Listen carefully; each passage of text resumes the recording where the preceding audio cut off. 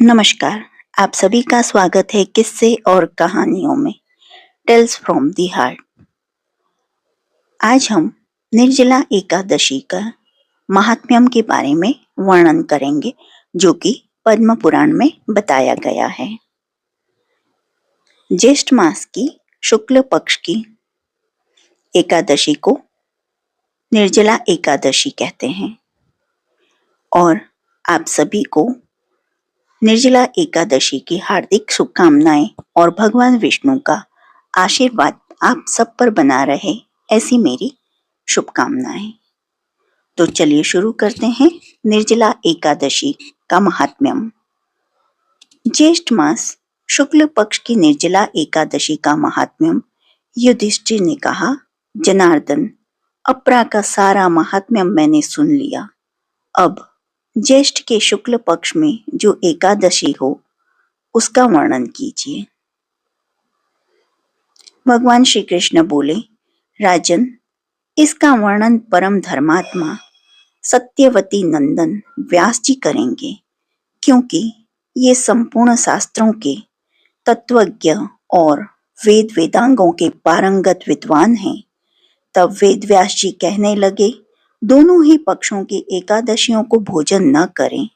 द्वादशी को स्नान आदि से पवित्र हो फूलों से भगवान केशव की पूजा करके नित्य क्रम समाप्त होने के पश्चात पहले ब्राह्मणों को भोजन देकर अंत में स्वयं भोजन करें।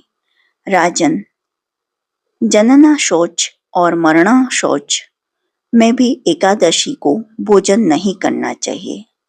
यह सुनकर भीमसेन बोले, परम बुद्धिमान पितामह, मेरी उत्तम बात सुनिए। राजा युधिष्ठिर, माता कुंती, द्रौपदी, अर्जुन, नकुल और सहदेव ये एकादशी को कभी भोजन नहीं करते तथा मुझे भी ऐसा करने से मना करते हैं। भीमसेन, तुम भी एकादशी को न खाया करो, किंतु मैं इन लोगों को से यही कह दिया करता हूँ, मुझसे भूख सहन नहीं होती। भीमसेन की बात सुनकर व्यास जी ने कहा, यदि तुम्हें स्वर्गलोक की प्राप्ति अभिष्ट है और नरक को दूषित समझते हो तो दोनों पक्षों की एकादशी को भोजन न करना। भीमसेन बोले, महाबुद्धिमान पितामह, मैं आपके सामने सच्ची बात कहता हूँ। एक बार भोजन करके भी मुझसे व्रत नहीं किया जा सकता है, फिर उपवास करके तो मैं रह ही कैसे सकता हूँ। मेरे उदर में वृक नामक अग्नि सदा प्रज्वलित रहती है, अतः जब मैं बहुत अधिक खाता हूँ तभी यह शांत होती है। इसलिए महामुने, मैं वर्ष भर में केवल एक ही उपवास कर सकता हूँ, जिससे स्वर्ग की प्राप्ति सुलभ हो तथा जिसके करने में मेरी कल्याण का भागी भी हो सकूं। ऐसा कोई एक व्रत निश्चय करके बताइए, मैं उसका यथोचित रूप से पालन करूंगा।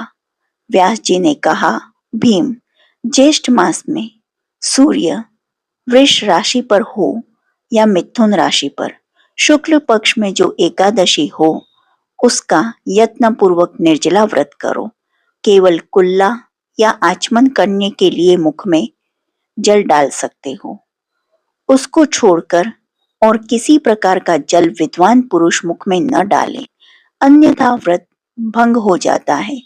एकादशी को सूर्योदय से लेकर दूसरे दिन के सूर्योदय तक मनुष्य जल का त्याग करे तो यह व्रत पूर्ण होता है। तदंतर द्वादशी को निर्मल प्रभात काल में स्नान करके ब्राह्मणों को विधि पूर्वक जल और सुवर्ण का दान करें। इस प्रकार सब कार्य पूरा करके जितेंद्रिय पुरुष ब्राह्मणों के साथ भोजन करें। वर्ष भर में जितनी एकादशियां होती हैं उन सब का फल निर्जला एकादशी के सेवन से मनुष्य प्राप्त कर लेता है, इसमें तनिक भी संदेह नहीं है। शंख, चक्र और गदा धारण करने वाले भगवान केशव ने मुझसे कहा था कि यदि मानव सबको छोड़कर एकमात्र मेरी शरण में आ जाए और एकादशी को निराहार रहे तो वह सब पापों से छूट जाता है। एकादशी व्रत करने वाले पुरुष के पास विशालकाय, विकराल आकृति और काले रंग वाले दंड पाशधारी भयंकर यमदूत नहीं जाते। अंतकाल में पीतांबरधारी, सौम्य स्वभाव वाले, हाथ में सुदर्शन धारण करने वाले,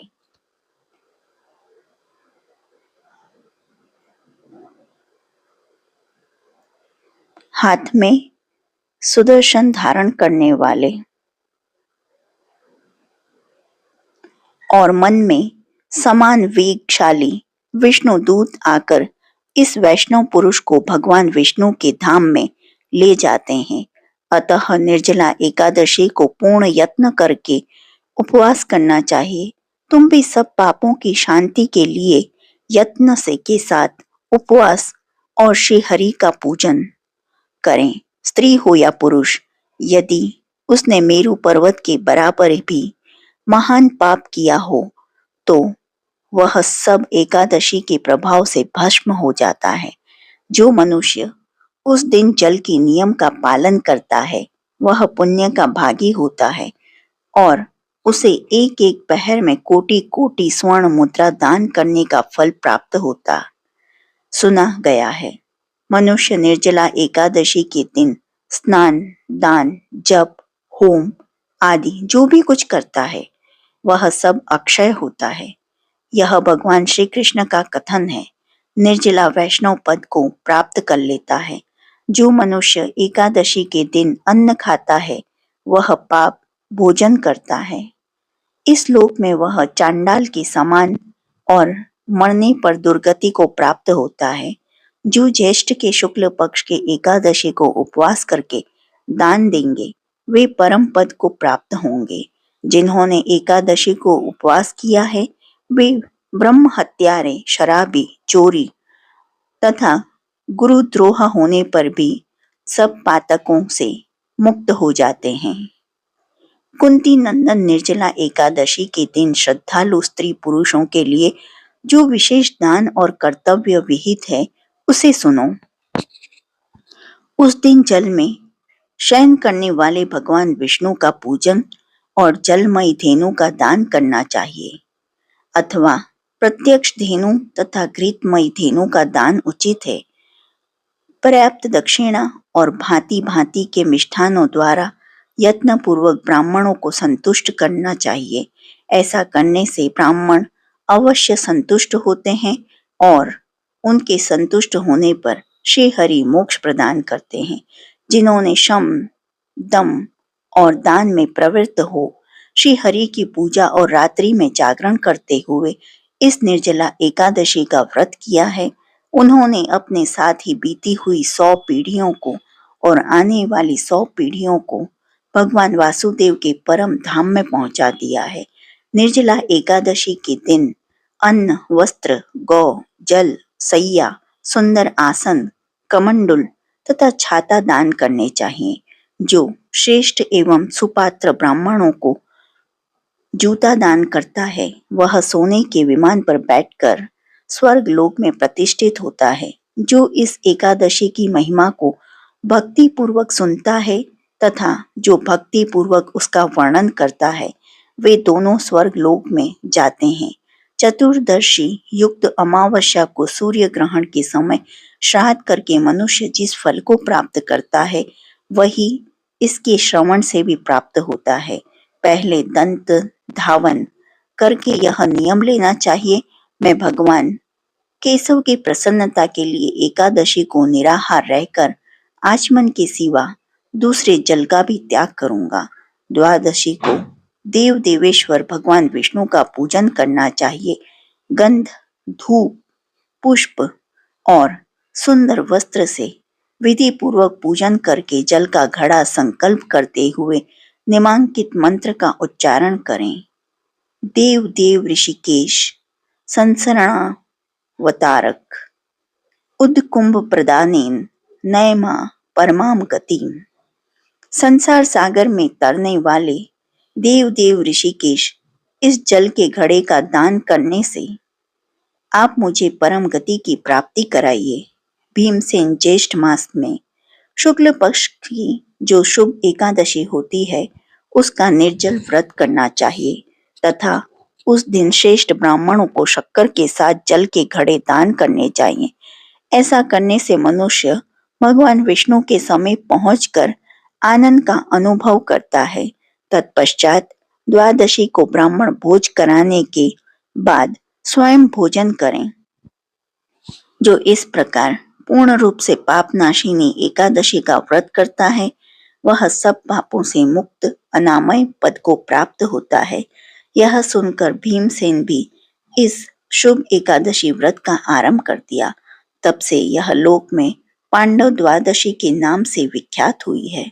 जो आपको निर्जला एकादशी का यह वर्णन पसंद आया हो तो please like, share and subscribe करें और कमेंट बॉक्स में विष्णु भगवान की जय जयकार करें। देखने के लिए धन्यवाद। जय हिंद, जय भारत।